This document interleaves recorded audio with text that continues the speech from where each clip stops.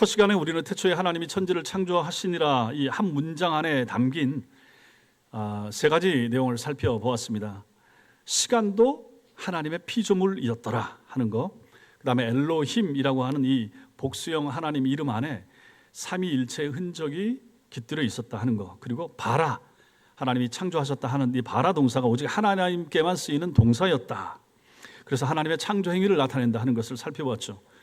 두 번째 시간에 우리는 땅이 혼돈하고 공허하며 흑암이 깊음 위에 있고, 그리고 하나님의 영이 수면 위에 운행하셨다 하는 것을 살피면서 성령 하나님께서 혼돈과 깊음 위에 계시더라.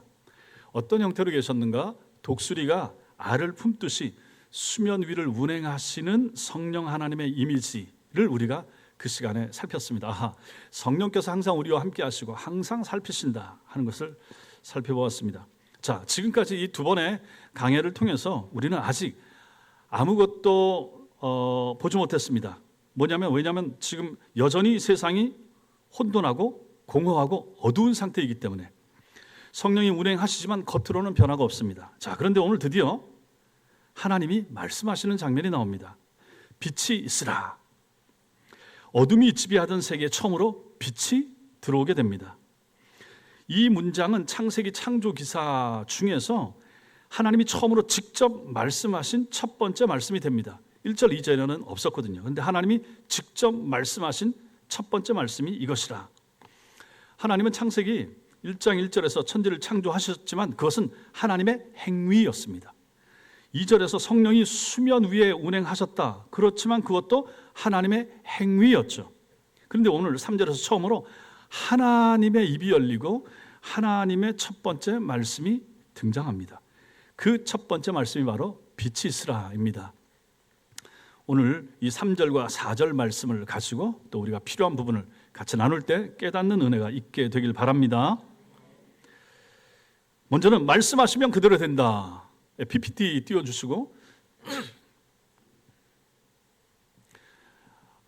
오전에도 말씀드렸던 것처럼 제가 재미나이 이용하다가 첫 번째로 만든 오늘 오전 작품을 거의 좀 망친 것 같지만 오후에도 마찬가지로 같이 만들었기 때문에 오늘까지만 봐주시고, 다음에 우리 공집사님이 500원 주면 가르쳐준다고 하시니까 공집사님한테 배우든지 잘 배워가지고 PPT 잘 만들어서 글자 크게 해서 한번 다음 주에 제대로 해보도록 하겠습니다.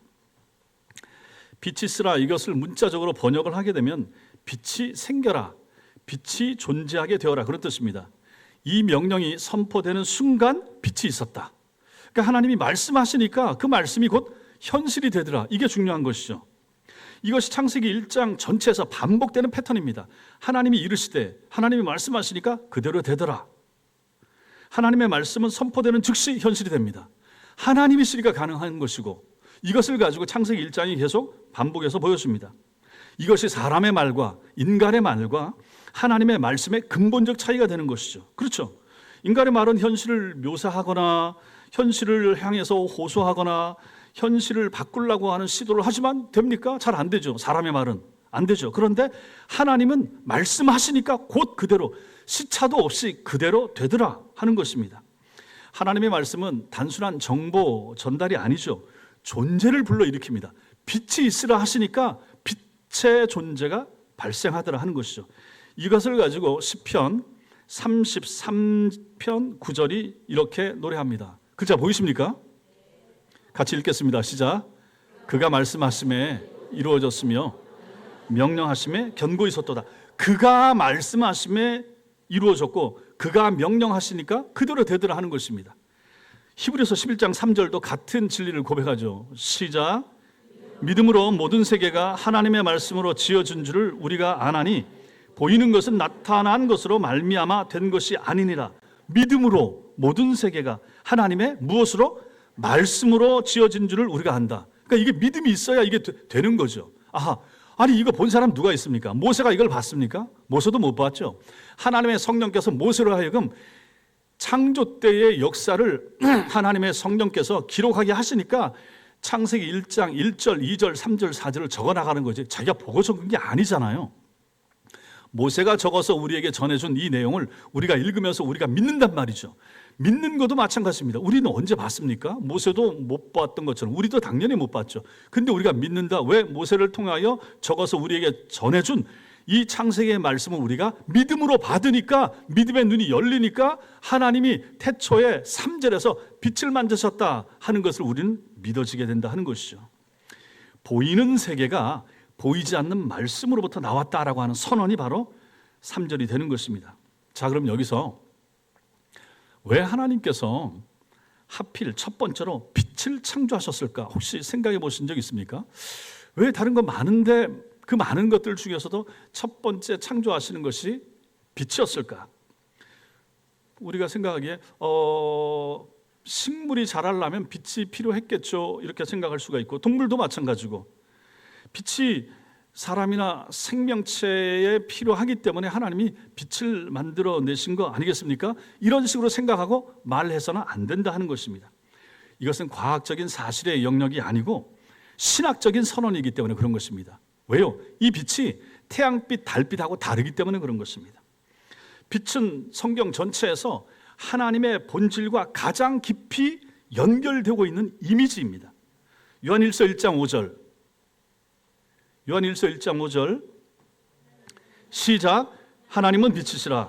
그에게는 어둠이 조금도 없으시다. 하나님이 뭐라고요? 하나님이 빛이라고 하는 것은 하나님의 본질이 빛이라고 하는 얘기예요. 하나님 자체가 빛이라. 그럼 이 하나님이 빛이라고 할 때 이 빛은 태양빛, 달빛 닮았어요? 아니죠.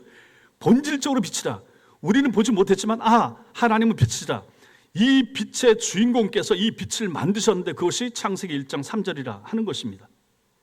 빛을 첫 번째로 창조하신 것은 기능적인 선택이 아니라 창조 전체가 누구의 작품인가를, 누구의 성품으로부터 출발했는지를 보여주는 신학적인 선언이 되는 것입니다.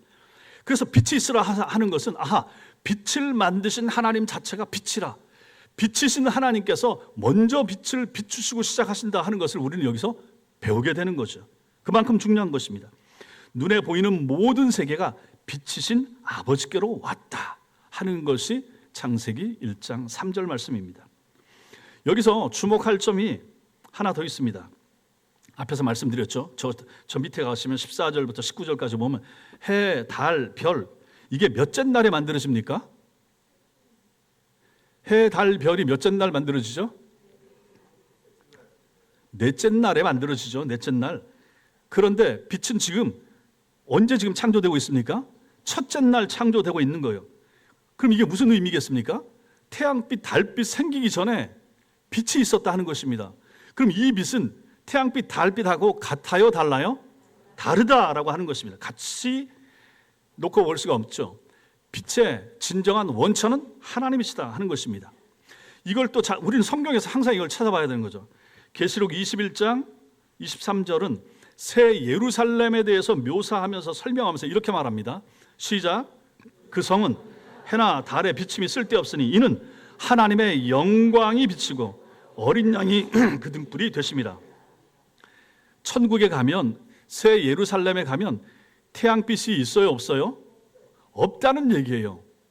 왜 없을까요? 왜 필요 없을까요? 아니 뭐 설교할 게 없네. 다 이렇게 아시네. 박순자 권사님이 제일 답을 잘하시네. 그러니까 성경을 이렇게 차분차분 배우면 재미있어요, 재미없어요? 재미있죠. 그러니까 이 빛하고 첫째 날의 빛하고 창조의 빛, 하나님 본성의 성품의 빛하고 넷째 날에 만들어지는 해, 달, 별 빛하고는 다르더라 하는 것을 여기서 먼저 알게 됩니다. 이 지점에서 우리가 또 만약 이 빛을 생각할 때 그러면 떠오르는 성경 말씀이 혹시 있습니까? 이걸 생각하게 되면 놀라운데, 이 빛을 막 한참 얘기하는데 어떤 성경이 떠오른다. 요한복음 몇 장이요? 1장. 와, 그 어디서 배웠습니까?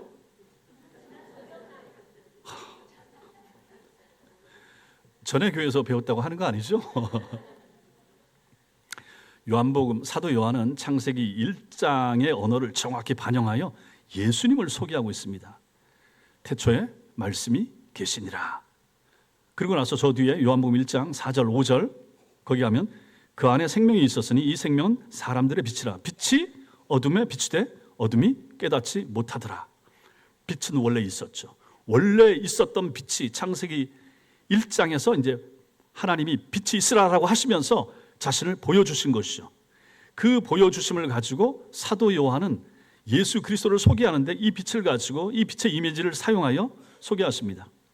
창세기 그래서 1장 3절에 빛이 있으라를 예수 그리스도의 성육신과 연결시키는 사람이 사도 요한이 되는 것입니다. 창세기에서 말씀이 빛을 창조했다 그러면 요한복음에서는 말씀이 친히 빛이 되셨다 이렇게 말하고 있죠. 그리고 세상에 오신 예수님께서 자기 자신을 요한복음 8장에서 소개할 때 예수님이 자기 자신을 뭐라고 소개했습니까? 나는 세상의 빛이라. 빛이 이렇게 연결되는 거예요. 그러니까 이 빛은 당연히 자연의 빛, 태양빛, 달빛이 아닌 것이죠. 빛 대신 하나님, 빛 대신 삼위일체, 빛 대신 예수 그리스도. 천국에서 빛이 필요 없는 이유, 빛의 본체가 되시고 성품 자체가 빛이신 하나님이 계시니까 그 나라는 빛이 필요 없다 하는 것이 여기서 다 드러나는 거죠. 그러므로 이 창세기 1장 3절은 단지 우주의 창조 이야기가 아닙니다. 이것은 그리스도께서 세상에 오실 것에 대한 예표가 되는 거죠. 그래서 창세기 1장 3절을 보면서 우리는 지금은 이제 알죠. 여기 나오는 빛은 요한복음 1장에 나오는 그 빛 대신 예수, 요한복음 8장에 나오시는 세상의 빛이라고 하신 그 예수님을 이미 여기서 보여주고 있구나, 이렇게 우리는 생각하게 되는 것입니다. 창조의 빛이 예수 그리스도에게서 나오시듯이 구원의 빛도 결국은 예수 그리스도로부터 온다 하는 것을 여기서 배우게 됩니다. 결국은 예수님은 빛이십니다. 우리가 어둠에서 벗어나는 길은 결국 빛이신 그리스도께로 가야 되는 거죠. 여러분과 제가 예수 믿기 전에 허물과 죄로 죽어 있었던 때에, 그 다음에 연약할 때에, 죄인이었을 때, 경건치 못했을 때에, 하나님과 원수였을 때에, 이것을 색깔 이미지로 표현하면 뭐가 되겠습니까? 색깔 이미지로 하면 무슨 색이에요? 검은색이고 어둠이 되는 거죠. 왜? 어둠 속에 살았으니까. 왜? 눈이 닫혀 있었으니까. 마음도 닫혀 있었으니까. 귀도 닫혀 있었으니까. 전부 다 어둠입니다. 밝은 대낮에 잘 사셨지만 하나님 없이 사는 삶, 예수 없이 사는 삶은 어둠인 것이죠. 그런데 이제 그 어둠 가운데 뭐가 찾아왔습니까? 빛 대신 예수께서 찾아오시는 거죠. 그래서 그 빛이 우리 속에 들어오심으로 말미암아 우리 영혼 속에 빛이 비치게 되었던 것이죠. 빛 대신 예수께서 우리 속에 오셔서 우리 속에 빛을 주신 거예요. 그래서 여러분과 저는 이제 빛을 만난 사람, 빛 속을 걷게 된 사람이 되게 되었던 것이죠. 이것이 이제 신자의 삶입니다. 그러므로 사람들에게는, 인생들에게는, 모든 사람들에게는 빛이 필요합니다. 어떤 빛? 예수 그리스도의 빛, 생명의 빛, 그리고 빛 대신 예수 그리스도. 그러니 우리가 성경에서 빛을 생각할 때 빛은 직접적으로 하나님이시고 빛은 직접적으로 예수 그리스도와 연결되는 이미지가 되는 것입니다. 그러니 여러분과 저에게 빛이 필요합니까? 필요 없습니까? 우리 주변에 우리 예수 안 믿는 가족들이나 주변에 있는 지인들에게, 그분들에게 정말로 필요한 것이 무엇입니까? 빛 대신 예수 그리스도가 필요한 것이죠. 이게 이제 오늘 창세기 1장 3절 4절 이 말씀에서 첫 번째, 빛 대신 예수 그리스도, 빛이신 하나님에 대한 설명. 두 번째, 선하심을 선언합니다. 저 뒤에 문 닫아주셔도 되겠습니다. 문이 열려 있어요. 여기 1장 3절에 하나님이 이르시되 빛이 있으라 하시니 빛이 있었고, 4절에 빛이 하나님이 보시기에 좋았더라. 좋았더라. 히브리어 전에 말씀드렸죠. 뭐라고 했습니까? 혹시 기억나십니까? 토부. 영어로는 굿. 우리말로는 선하다, 아름답대, 올바르다, 적합하다, 유익하다. 이게 전부 다 토부, 좋았더라. 좋았더라. 그러니까 이제 성경의 언어를 가지고 우리 말 언어로 옮기면 하나밖에 안 되잖아요. 좋았더라 이거밖에 안 되는 거죠. 그런데 실제로 이 좋았더라 속에 적합하다, 선하다, 아름답다, 올바르다 이게 다 포함되는 개념이 되는 거죠. 영어로는 굿인데 굿 하나 가지고 이게 되겠습니까? 근데 그래서 이제 우리가 이걸 보는 거죠. 토부. 하나님이 토부라고 선언하셨을 때 그것은 피조물이 하나님의 의도하신 목적에 딱 맞게 잘 지어졌을 때 하나님께서 좋았더라. 토부 이렇게 말씀하시는 거죠. 빛이 창조된 것을 하나님이 보시고 좋았더라. 하나님 마음에 꼭 맞게, 그래서 좋았더라. 하나님의 의도대로 존재하고 있다. 그러므로 이 창조라고 하는 것은 단순히 어떤 기능적인 작동이 아니라 선하신 하나님의 성품이 반영되는 거예요. 그러니까 잘 보십시오. 하나님이 자기가 만드는 이 세상에 자기를 집어넣으시는 거죠. 자기를 보여주시는 거죠. 빛 속에 자기를 집어넣으시잖아요. 빛이신 하나님. 그리고 여기도 좋았더라. 선 자체이신 하나님. 그래서 우리가 아까 오전 설교에서도 예수 믿기 전의 상태는 악인이죠. 아무리 착했어도 예수 없으니까. 그러니까 예수를 만나게 되면 의인이 되고 선인이 되는 거죠. 그때 진짜 바뀌어지는 거죠. 이 기준이 이제 이렇게 달라지더라 하는 것입니다. 하나님의 성품이 반영되고 있다. 선하신 하나님의 성품이 반영된 사건. 이게 바로 좋았더라. 하나님이 보시고 좋았더라. 하나님의 성품이 좋기 때문에. 자, 그리고 여기서 또 하나 중요한 게 기준이 무엇인가? 기준을 잘 설정해야 됩니다. 여기 보시면 4절에 하나님이 보시기에, 빛이 하나님이 보시기에 좋았더라. 평가의 기준이 어디라는 말입니까? 하나님이시라는 거죠. 좋고 나쁨의 평가의 기준은 하나님이 정하신다. 무엇이 선하고 무엇이 아름다운가, 이 기준은 인간의 취향이 아닙니다. 한 시대의 트렌드, 유행, 기준 아니더라라고 하는 것입니다. 하나님이 보시기에 좋은 것이 선한 것입니다. 나중에 창세기 3장에서 뱀이 하는 말하고 이게 대조가 됩니다. 뱀이 하와에게 창세기 3장 5절 거기서 이렇게 말합니다. 너희 눈이 밝아져 하나님과 같이 되어 선악을 알 줄 하나님이 아심이라, 이렇게 말합니다. 유혹의 본질은 무엇입니까? 유혹의 본질은 선악의 기준을 누구에게 두는 거예요? 아니, 잘못 두면 인간에게 두는 거예요. 인간에게. 선악의 기준을 하나님께 둬야 되는데, 하나님께 있어야 되는데, 하나님께 있는 기준을 가지고 와서 인간이 자기에게, 자기 자신에게 두게 되면 여기서 타락이 나타나게 되더라 하는 것입니다. 뱀이 한 것이 그거예요. 뱀이 너희 눈이 밝아져 하나님같이 될 거야. 먹어봐. 왜 하나님 말만 들어? 니들이 판단해. 기준은 너야. 옳고 그름, 선악의 기준은 너야. 네가 해야지. 왜 하나님이 하게 둬? 이것이 바로 마귀의 유혹이었다 하는 것이죠. 하나님이 보시기에 좋은 것에서 내가 보기에 좋은 것으로 기준을 바꾸는 것, 그것이 바로 타락의 핵심이 됩니다. 즉 타락은 인간이 하나님의 판단보다 자기 판단을 더 신뢰하기 시작한 데서 나타나는 것이죠. 신앙생활도 마찬가지입니다.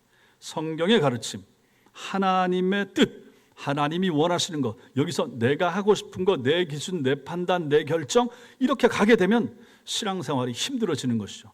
항상 하나님이 기준이 되고 우선이 돼야 되는데 그걸 안 하게 되면 그릇되게 된다 하는 것을 우리는 여기서 볼 수가 있습니다. 이게 이제 타락의 핵심입니다. 그래서 4절은 물질 세계를 악하다고 보는 이 이원론을 거부합니다. 물질 세계는 악하고 영혼만 귀하다. 이게 옳지 못하다. 왜? 하나님께서 좋다고 하셨기 때문에. 빛이 하나님 보시기에 좋았더라. 저 뒤에도 마찬가지입니다. 하나님이 첫째 날, 둘째 날, 셋째 날 다 짓고 나서 다 좋았더라, 좋았더라, 좋았더라 계속 말씀하시잖아요. 그러면 하나님이 만드신 만물은 좋은 거예요. 왜? 하나님이 좋게 만드셨고 하나님이 좋다고 처음에 판단하셨기 때문에. 그런데 타락한 세상이 물질 세계는 악해, 육체는 악해, 영혼만 귀해, 이렇게 가르친다. 잘못된 가르침이 된다 하는 것이죠. 그래서 몸을 경멸한다든지 물질을 천시한다든지 혹은 이 세상을 도피해야 할 악한 곳으로 본다든지 하는 이러한 개념들 잘못된 거죠. 사이비들이 또 이런 걸 가르치잖아요. 아니다 하는 것입니다. 물론 지금 상태가 타락해서 안 좋은 상태가 됐지만 본질적으로 처음에 하나님이 만드셨을 때 좋게 만드셨어요. 하나님 보시기에 좋았어요. 흡족하셨어요. 그렇기 때문에 우리는 그것을 회복하는 곳으로 나가야지, 버리고 우리끼리 모여 살자, 이런 것들은 다 잘못되는 것이다 하는 것입니다. 하나님의 창조가 나빠서가 아니라 인간의 죄로 인해서 훼손된 것이 문제이지, 그러므로 우리는 이 세상을 버릴 수가 없습니다. 이 세상을 사랑해야 되고 품어야 되는 것이죠. 결국 복음이라고 하는 것은 무엇입니까? 이 세계를 버리고 가정을 버리고 교회만 가서 산다, 교인들끼리 산다, 이게 복음이 아닙니다. 훼손된 세계를 회복하고 갱신하는 이야기, 그것이 바로 복음이 되는 것이죠. 고치는 거죠. 영혼을 고쳐주는 거죠. 예수 없이 살아가는 사람의 영혼을 고쳐줘서 새롭게 만들어서 고쳐서 온전한 하나님 보시기에 선한 상태로 두는 것, 그것이 바로 복음을 전하는 행위가 되는 것입니다. 그래서 두 번째 우리가 오늘 말씀에서 보는 중요한 것은 하나님이 선하다고 선언하셨다. 하나님 보시기에 좋았더라. 하나님이 기준이 되고 하나님이 좋다고 하면 다 좋은 것이다. 이것을 보았습니다. 자, 마지막 세 번째, 하나님이 하시는 것이 무엇인가? 경계를 정하시더라 하는 것이죠. 하나님이 빛이 하나님 보시기에 좋았더라. 하나님이 빛과 어둠을 어떻게 했습니까? 나누사. 여기 핵심이 이제 나누사입니다. 나누셨다, 분리하다, 구별하다, 그런 뜻입니다. 창세기 1장에서 이 단어가 여러 번 나오죠. 하나님께서 빛과 어둠을 4절에서 나누십니다. 저 뒤에 6절과 7절 가면 물을 나누죠. 하늘 위 궁창과 하늘 아래 궁창, 물과 물을 나누셔요. 저 밑에 18절에 가면 빛과 어둠을 다스리도록 해와 달과 별을 구별하십니다. 자, 이처럼 하나님의 창조라고 하는 것은 구분하는 과정입니다. 구별하는 과정, 경계를, 선을 긋는 과정이 되는 것이죠. 그 앞에 2절의 상태 보십시오. 땅이 혼돈하고 공허하며 어떻게 했습니까? 혼돈은 경계가 없는 상태예요. 다 섞여 있는 상태가 되는 것이죠. 그런데 창조는 적절한 경계를 부여하는 과정이 되는 것입니다. 이게 바로 나누사, 하나님이 이 일을 하셨다 하는 거죠. 이 동사는 이후에 이스라엘 백성들의 삶에도 이것이 적용이 됩니다. 하나님이 경계를 정하시고 나누신 것이 이스라엘 백성들의 삶 속에 들어가더라. 레위기 10장 10절에 이것이 나오는데 한번 띄워보십시오. 레위기 10장 10절 제가 읽어드립니다. 거룩하고 속된 것을 분별하며 부정하고 정한 것을 분별하고. 그러니까 이스라엘 백성들에게 더러운 거 가까이 하면 안 돼. 하나님 말씀하시잖아요. 이걸 분별하는 거죠. 거룩하고 속된 것을 분별하고. 먹을 것과 먹지 않을 거 있어? 분별해야 돼. 너희는 유대인들이야? 너희는 이스라엘 백성이야? 이방인들처럼 아무거나 먹으면 안 돼. 너희는 성도야? 구별된 백성이야? 이거 하면 안 돼라고 경계를 그어 주시더라 하는 것이죠. 이게 바로 이 나누사 단어하고 똑같은 거예요. 이 나누사가 삶 속에 들어오게 되면 우리에게 그것이 적용이 되더라 하는 것을 이 말씀에서 보여줍니다. 그러니 하나님의 창조 방식이라고 하는 것이 하나님 백성의 삶의 방식도 되더라 하는 것이죠. 결국 여러분과 저를 보십시오. 성도는 구별된 사람이죠. 하지 않아야 될 것을 분명히 성경에서 말해줍니다. 그럼 그거 하지 않아야 되는 거죠. 하고 싶어도 성도이기 때문에 분리하는 사람, 죄악과 세속과 이런 걸 분리하는 거죠. 여러분과 제가 오늘 일요일인데 교회를 왔어요. 안 온 사람들이 있고 분리가 된 거죠. 하나님이 나누신 거예요. 너희는 하나님의 백성이야. 너희는 성도야. 신자야. 주일은 하나님의 날이야. 하나님의 날에 하나님의 교회에 가야지 하고 선을 그어준 사람, 그 사람들이 바로 여러분과 저라라고 하는 것이죠. 경계를 하나님이 정해주셨고 그 경계 안에 살아가는 사람들이 여러분과 저인 것입니다. 신자가 바로 이런 존재인 것이죠. 그리고 우리가 여기 하나 더 생각할 게 있습니다. 빛과 어둠을 나누셨다라는 말에서 한 가지 신학적인 물음이 생깁니다. 그게 뭐냐면 하나님이 빛을 창조하셨다 그러면 어둠은 어떻게 생겼는가? 하나님이 어둠도 만드셨는가? 어둠도 하나님이 창조하셨는가? 이사야 45장 7절 이사야 45장 7절 보이십니까? 같이 한번 읽겠습니다. 시작. 나는 빛도 짓고 어둠도 창조하며 나는 평안도 짓고 환난도 창조하나니 나는 여호와라 이 모든 일을 행하는 자니라. 자, 여기 보면 하나님이 어둠도 창조하셨다라고 말하는데 오늘 성경에 보면 하나님이 빛을 만드셨다고 했지 어둠을 지으셨다는 얘기는 안 나오거든요. 그런데 이사야서는 이렇게 말합니다. 이게 무슨 뜻입니까?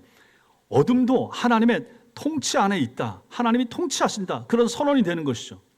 창세기 1장에서 어둠은 빛처럼 봐라 하고 하나님이 창조한 대상이 아니라 하는 것입니다. 어둠은 뭡니까? 빛이 오기 전 상태인 거죠. 빛이 오기 이전의 상태, 이절의 상태, 여기가 어둠인 것이죠.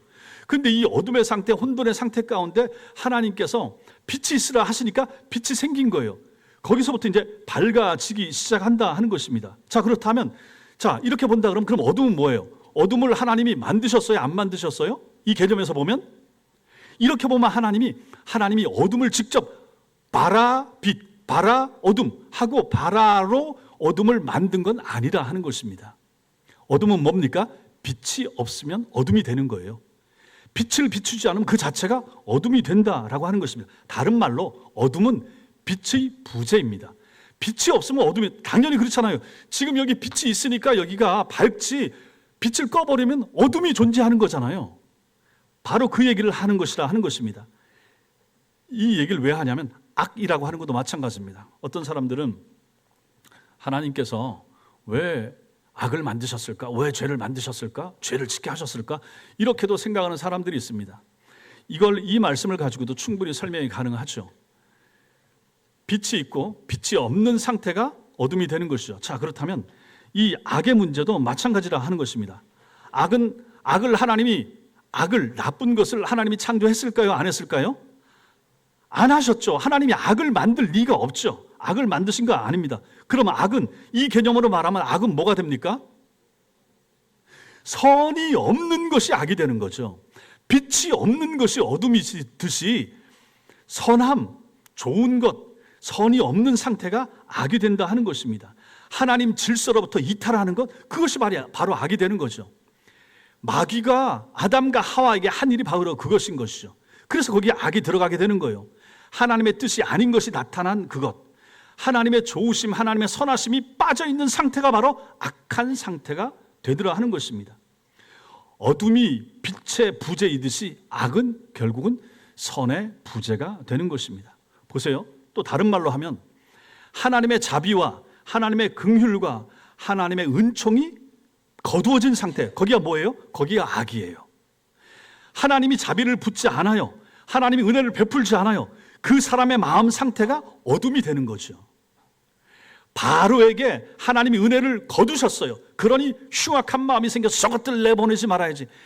하나님이 완악하게 하심의 표현은 되어 있지만, 그렇다고 하나님께서 억지로 바로는 쟤들 내보내고 싶은데 하나님께서 마음을 만져가지고 악하게 만들어서 안 내보내? 아니더라 라고 하는 것입니다. 하나님의 긍휼과 하나님의 선하심과 하나님의 은혜가 제거되게 되면 그 자체가 흉악함이 되는 거죠. 거기가 어둠이에요. 거기가 악이 되는 거예요. 여러분과 저를 보세요. 마찬가지 아니겠습니까? 하나님의 선하심과 하나님의 은혜가 우리 영혼 속에 부어지게 되니까 끊임없이 사랑하게 되고 섬기게 되고 충성하게 되고 헌신하게 되고, 그러나 만약에 하나님께서 이런 자비와 은혜를 거두게 되면 어떻게 되겠습니까? 이기적이 되고 나만 위하게 되고 내 것만 챙기게 되고 이렇게 되지 않겠습니까? 그러니 우리 신자의 삶에 이것이 얼마나 중요한 부분인가 하는 것이죠. 하나님께서 은혜 베풀기를 멈추면 거기가 어둠이 되고 거기가 악이 되는 거예요. 흉악한 사람들의 삶을 보시라라고 하는 것입니다. 하나님의 자비하심과 하나님이 영혼을 만져주시는 하나님의 거룩한 타치가 없을 때 그 영혼 자체가, 그 마음 자체가 흉악해지는 거예요. 흉폭해지는 거예요. 남의 걸 사기치고 남을 죽이려고 하고 남에게 해를 끼치려고 하는 그 마음 자체에 어디에 하나님의 은혜와 하나님의 자비가 있겠습니까? 불신자들 뿐만 아니라 신자들이 우리에게도 마찬가지인 것이죠. 그러므로 우리가 오전에 계속해서 이것이 은혜라 시리즈를 보지만, 여러분과 저의 삶에 있어서 정말로 필요한 것이 무엇인가? 돈이 필요합니까? 관계가 필요합니까? 형통함이 필요합니까? 그것들도 필요할 수 있지만 가장 여러분과 저에게, 신자에게 가장 필요한 요소가 뭐예요? 하나님의 은혜인 것이죠. 하나님의 은혜. 나를 나답게, 신자를 신자답게, 교인을 교인답게 그 자리를 지킬 수 있도록 만들어주시는 하나님의 은혜. 은혜가 들어오게 되면 가정을 지키죠. 남편이든지 아내든지 하나님의 은혜 안에서 내가 가정을 깰 수 없다. 자녀들도 마찬가지겠죠. 누구도 마찬가지입니다.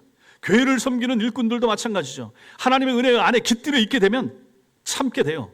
이해하게 돼요. 그 사람을 위하게 돼요.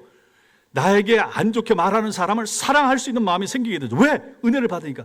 주변에 은혜 받은 성도들 보십시오. 은혜 받은 권사님들 보십시오. 기도하고 교회를 잘 섬기는 장로님들이나 집사님, 권사님들의 삶을 보십시오.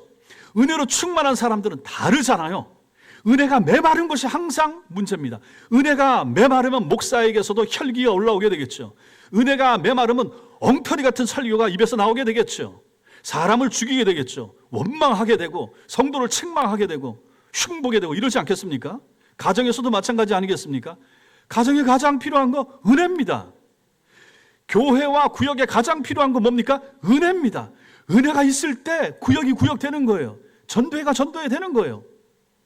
은혜가 메마르면 항상 거기에, 비가 안 오면 항상 문제가 생기잖아요. 얼마나 먼지 풀풀 날리면서 힘든 세상이 됩니까? 그러나 은혜의 단비가 촉촉이 내리고 은혜가 풍성해지면, 단비가 내리게 되면 모든 문제가 해결이 되게 되는 거죠. 가정도 교회도 마찬가지입니다. 하나님의 은혜의 손길이 거두어진 그 상태, 악이 충만한 상태가 되는 것이죠. 자유가 완전히 빼앗겨진 상태가 공산 집단의 저 땅이 되는 거죠. 자유와 평등이 거두어진 상태가 거기 아니겠습니까? 마찬가지인 거죠. 악이 없는 상태, 거기에 필요한 거 빛이 되는 것이죠. 빛이 들어가게 되고 거기에 은혜가 들어가게 되면 하나님의 역사가 나타나게 되더라 하는 것입니다. 빛과 어둠을 나누시는 하나님의 행위는 단순히 물리적인 분리 나눔이 아닙니다. 질서를 부여하는 거죠. 그것이 질서를 부여하는 하나님의 행동이 됩니다. 하나님이 질서를 부여하시니까 예수 안에서 은혜를 받으니까 여기서 자유함과 여기서 기쁨과 여기서 즐거움이 나오게 되는 거죠. 진정한 자유는 어디서 옵니까? 말씀 안에서, 진리 안에서, 십계명 안에서 우리가 누리게 되는 거 아니겠습니까? 넌 신자야? 넌 성도야? 그거 하면 안 되지. 주일날 교회 가야지. 하나님 앞에 드릴 것 드려야지. 선을 그어주시는 하나님 앞에 귀를 기울이고 아멘하고 따라가는 성도, 거기에 참된 자유가 있다. 그리고 즐거움이 있다. 참된 기쁨과 만족함이 거기에 있다 하는 것을 우리는 이 말씀에서 배우게 되는 것입니다. 사랑하는 성도 여러분, 오늘 본문은 우리에게 분명히 말합니다. 하나님이 말씀하시니까 빛이 생기더라. 빛이 있으라 라고 말씀하셨을 때 그 빛이 있었던 그 능력으로 하나님께서는 지금도 역사하시는 것이죠. 결국 강단에서 목사가 설교하는 것도 마찬가지예요. 빛을 전하는 행위가 되는 것이죠. 이 빛을 오전에도 마찬가지고 오후에도 마찬가지고 우리의 영혼이 어두워질 때가 있고 회심하지 못한 성도의 영혼 자체는 어두움이죠. 거기에 빛이 필요하죠. 빛이 무엇인가? 말씀이죠. 그 말씀은 성경의 말씀이고 그 말씀은 지금 설교자를 세워서 전하는 설교의 말씀이 되는 것이죠. 그 말씀이 그 영혼 속에 들어갈 때 빛이 그 속에 비치는 것이죠. 그것이 바로 회심으로 나타나는 것입니다. 고린도후서 4장 6절 말씀 같이 읽겠습니다. 시작. 어두운데 빛이 빛이라 말씀하셨던 그 하나님께서 예수 그리스도의 얼굴에 있는 하나님의 영광을 아는 빛을 우리 마음에 비추셨느니라. 어두운 데에 빛이 있으라 말씀하셨던 그 하나님께서, 이게 바로 오늘 여기 창세기 1장 3절의 이미지를 그대로 바울이 가지고 와서 얘기하는 거죠. 그 하나님께서 예수 그리스도의 얼굴에 있는 하나님의 영광을 아는 빛, 이 빛, 예수를 아는 빛, 이 빛을 우리 마음에 비추셨다. 똑같은 말이잖아요. 결국 우리 마음에, 우리 영혼에, 우리 삶에 필요한 것은 무엇입니까? 예수를 아는 빛이 되는 거죠. 그래서 우리는 누굽니까? 빛의 자녀라고 하는 이유가 여기에 있는 거죠. 아, 빛을 알고 빛을 경험하고 빛 속을 살고 이런 사람이 바로 빛의 자녀인 것이죠. 창조의 빛과 그래서 복음의 빛은 같은 하나님에게서 나오는 것입니다. 하나님께서 빛이 있으라, 그 빛, 창조의 빛, 그 다음에 예수 그리스도를 아는 복음의 빛, 같은 빛이라. 그 빛은 지금도 어두운 마음 안으로 파고 들어가고 있는 것입니다. 하나님 보시기에 선한 것이 진짜 선입니다. 하나님 보시기에 좋은 것이 좋은 것입니다. 우리의 몸도, 우리가 살아가는 세상도 하나님이 토부라고 선언하신 선한 피조물입니다. 우리의 몸도 마찬가지고 이 세상도 마찬가지입니다. 죄로 인해서 훼손되었지만 원래부터 악하지 않았습니다. 그러므로 우리는 이 세상을 피하고 도피할 대상으로 삼는 것이 아니라 이 세계 안에서 하나님의 선하심을 회복하는 사람으로 살아가야 됩니다. 이게 중요하죠. 신자는 그런 사람입니다. 우리 가정에 예수를 안 믿는 가족이 있다. 그 사람 영혼을 회복시키는 역할을 하나님이 나에게 주신 거예요. 버려야 될 사람이 아니에요. 외면해야 될 사람이 아닌 거예요. 저 망가진 영혼, 저 어둠 가운데 있는 영혼에 빛을 비춰줘야 될 역할을 하나님이 나에게 맡기신 것이죠. 나도 어둠이었었는데 내 영혼 속에 빛을 비춰주셔서 내가 밝아지고 빛의 자녀가 되었고, 이제 내가 우리 가족들뿐만 아니라 주변에 있는 어두움 가운데 살아가는 사람들에게 빛을 비추는 자의 역할을 하면서 살기를 하나님은 바라신다 하는 것입니다. 고쳐주는 사람이에요. 얼마나 중요한 사람인가. 여러분에게 복음을 전해서 여러분 예수 믿게 만들어준 그 사람에 대한 은혜를 여러분들 못 잊죠. 나를 교회로 이끈 그 친구, 그 사람, 그 엄마 얼마나 감사한가 못 잊죠. 내 영혼의 빛이 그때 들어왔거든요. 그러니 우리는 그 역할을 감당한다. 새가족 초청주의를 한다. 마찬가지입니다. 행사 자체가 중요한 게 아니에요. 그 영혼이 그날 그 시간 그 시점 그때 교회를 오므로 말미암아 그 영혼 속에 빛이 들어간다고 생각을 해보십시오. 살아나는 거죠. 30년을 살고 지금 55세고 지금 70 몇 세라고 해도 예수가 안 믿어지면 여전히 어둠 가운데 살아가는 사람 아니겠습니까? 그렇게 살다가 만약에 예수 없이 세상을 떠나면 어떻게 되겠습니까? 어둠 가운데 태어나서 어둠 속을 걸어가다가 영원한 어둠 가운데 무적행 가운데로 떨어지지 않겠습니까? 그 사람들에게 빛을 제공하는 사람, 얼마나 중요한 사람인가. 내가 한 사람을 전도한다고 했을 때, 내가 주일학교 아이들 하나 가르쳐서 그 아이가 회심한다고 했을 때, 그 아이 영혼 속에 하나님은 나를 통하여 빛을 집어넣는 도구의 역할을 하나님이 하라고 하시는 거 아닌가? 그렇게 생각하면 우리의 전도는 얼마나 귀한가. 수요 전도팀, 토요 전도팀, 그 역할을 맡아서 일부분을 감당하고자 하는 그 역할이 얼마나 중요한가. 빛을 나눠주는 사람들인 거예요. 라면 먹고 갈래? 예, 라면도 나눠주지만 우리가 해야 될 본질적인 역할은 빛을 나눠주는 사람들이라 하는 것이죠. 저 중학생들, 저 고등학생들 저렇게 생기발랄한데 저 속에 빛이 필요한 거죠. 어둠 가운데 살아가는 거죠. 하나님이 경계를 그으시면 그 경계 안에서 결국은 생명이 자랍니다. 그어줘야죠. 가면 안 돼. 주일날은 교회에 있어야 돼. 하나님의 날이야. 하나님의 것이야. 너는 하나님의 사람이야. 경계를 그어줘야 되죠. 그 안에서 우리는 자라갑니다. 나는 성도라고. 우리의 정체성이 항상 중요한 것입니다. 여러분과 제가 그런 사람 아니겠습니까? 나는 성도, 나는 신자, 나는 천성교회 교인. 이 자부심, 이 정체성, 이것이 얼마나 중요한가. 내가 보기에 좋은 것이 아니라 하나님이 보시기에 좋은 것을 따르겠다는 결단을 하는 여러분들 되시기 바랍니다. 내 기준을 내려놓고 내 판단보다 하나님의 말씀을 신뢰하면서 살아가야 되겠다. 그렇게 결단하시기 바랍니다. 아직 어둡고 정리되지 않은 삶의 자리가 있어도 말씀이 임하면 빛이 들어오는다. 말씀이 전해지는 곳에 빛이 들어간다. 그것을 믿으시고 이 땅을 살아가는 동안 빛을 전하는 빛의 자녀, 빛을 알리는 빛의 사람들로 힘있게 그 역할을 감당하시는 여러분과 제가 되시기를, 우리 교회가 되기를 주님의 이름으로 축원합니다.